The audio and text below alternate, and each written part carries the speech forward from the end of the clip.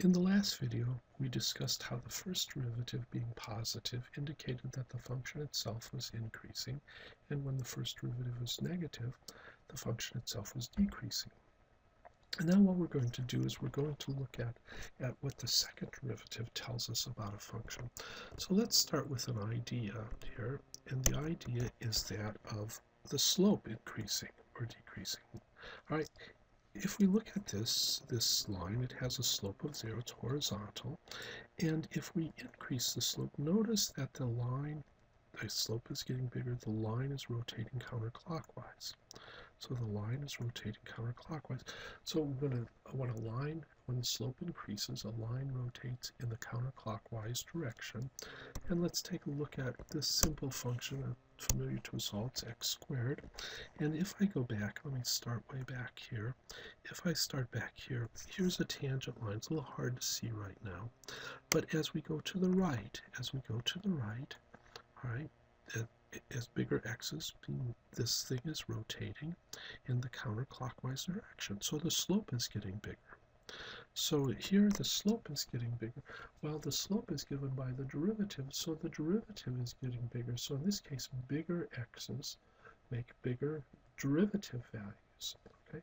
And notice in this case, so the derivative is increasing, and notice in this case that the curve is opening upward. We'd say that that's concave up. All right. One way to think of concave up is if you take a secant line, any secant line, any line connecting 2 points on the curve itself will fall below that secant line. So here's a secant line. I can't draw it in, but notice the curve would be underneath it on that interval. Okay, so here's the idea. Okay, let's take a look here. Well, first of all, we have this definition from your book. If f is differentiable on an interval I, then f is concave up on I if f prime is increasing. So if f prime is increasing,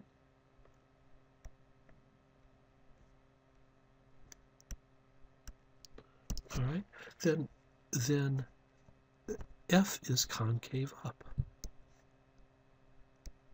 Okay, I'm abbreviating things. Well, think about something. A few minutes ago, we said that if f prime was positive, f was increasing. That f prime being positive indicated that f itself was increasing. Well, the second derivative has the same relationship to the first derivative. It's the derivative of the first derivative, as the first derivative has to the function. The first derivative is the derivative of the function. So notice what would tell us if the first derivative was increasing. Well, that's if the second derivative were positive. If the second derivative were positive, then the first derivative would be increasing and the function itself would be concave up.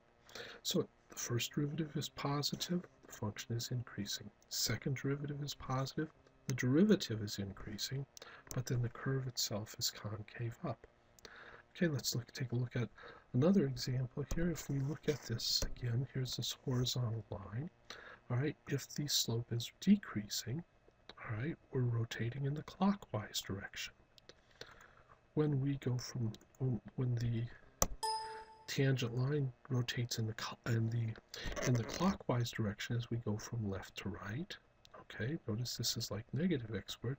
And notice as we move from left to right, the tangent line is rotating in the clockwise direction. So the slope is decreasing. That means that the first derivative is decreasing. And in this case, the curve is opening downward. If we had a secant line now, on that interval for the secant line, the curve would lie above it. Okay, so here, all right, we see that if f is differentiable on an interval, and if f is concave, and then f is concave down, if f prime is decreasing. So we have sort of the same thing we had before now. If f prime is decreasing, then f would be concave down. Okay, all right, well, we know before we saw that f was decreasing when f prime was negative. And just what we said a minute ago, the second derivative has the same relationship to the first derivative as the first derivative has to the function itself. So the second derivative being negative, means the first derivative is decreasing, and the first derivative decreasing means the function is concave down. Just as if the first derivative is negative, the function itself is decreasing. Okay, let's take a look at a couple of examples here. Let's take a look at this as this curve. Notice in this case, all right, let's see, what can we say about the first derivative and about the second derivative? Notice if I look at the tangent line here, I'm going to pick a little different color so it shows up. Tangent line looks like this. Its slope is negative. Or this function is decreasing. So as we choose bigger x's, so the first derivative is negative. All right, the curve is opening upward. So the second derivative is positive. This one, all right, if I look at this, the curve is increasing. Bigger x's produce bigger y's, so that's what the first derivative tells us. First derivative is positive. Bigger x's, bigger y's. Notice that the curve is opening downward, so that the second derivative is negative. The second derivative tells us which way the curve is opening, and the first derivative tells us whether we're increasing or decreasing. Here's another example here. All right, in this curve, bigger x's are going to produce smaller function values. As we go further to the right, we're going to have to go down farther. So the function is decreasing. All right, the first derivative is negative. The second derivative is also negative because this function is opening downward. Okay, I hope that gives you a little idea of what these things tell us. All right, so now let's take a look at this curve. Let's find out on which intervals this is concave up and concave down. So let's see. So to start with, all right, I'm going to take a first derivative. Okay, now the first derivative, remember its sign, this first derivative is 12x to the third plus 12x squared minus 72x. And remember, its derivative will tell us whether the function is increasing or decreasing. To find out about concavity, I have to look at the second derivative. Okay, so the second derivative is going to be 36x squared plus 24x minus 72. Now out of this, I can take and factor a 12. And if I factor 12x out, I'll get 3x squared plus 2x minus 6. And I don't think this factors any further, just by ordinary methods, but we can find out where this is going to be 0. All right, and we can find out where this is going to be 0 by just setting this last expression to 0.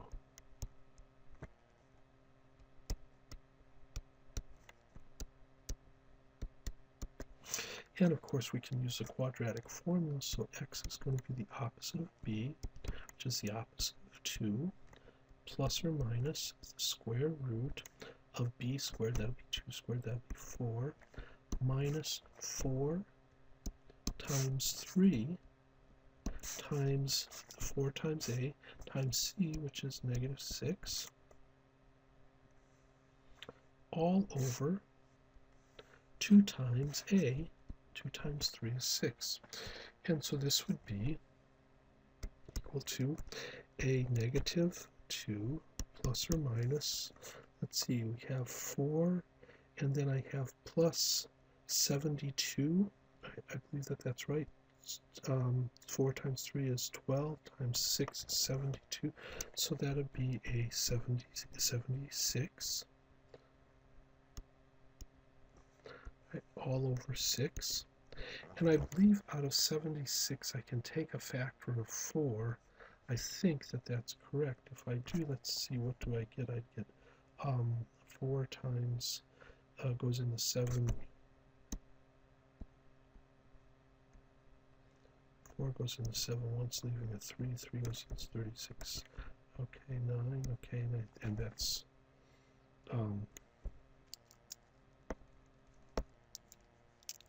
I should write this out more clearly. 4, 3, 36, 9. And there's no remainder there. So this is going to be negative 2 plus or minus 2 times the square root of 19. When I take out the 4, I have to take the square root divided by 6. And I can take out a factor of 2 in the numerator and 2 in the denominator.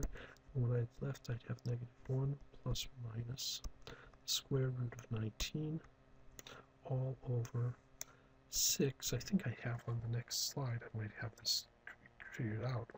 And so notice here, notice that at negative, oops, I'm sorry, this should be 3 on the bottom, my mistake. So at negative 1 minus the square root of 19 over 6, all right, we have this first point. And at negative 1 plus the square root of 19 over 3, we have a second point. We're concave down on this interval. This would be, again, at negative 1 minus square root of 19 over 6. This would be at negative 1 plus square root of 19 over 6. And those will be the places where this is 0. So we're concave down, all right, on this interval from negative 1 minus the square root of 19 all over 3. I'm sorry, these, again, I missed it. This should be 3's. 3 to negative 1 plus the square root of 19 over 3. We concave up on negative infinity to negative 1 minus square root of 1 of 19 over 3, and on negative 1 plus the square root of 19 over 3 to positive infinity. Okay, so those are the intervals on which we're concave up and concave down. I guess I didn't have that worked out. You could get your calculator and find those. We'll stop here and we'll come back and do some more examples in the next video.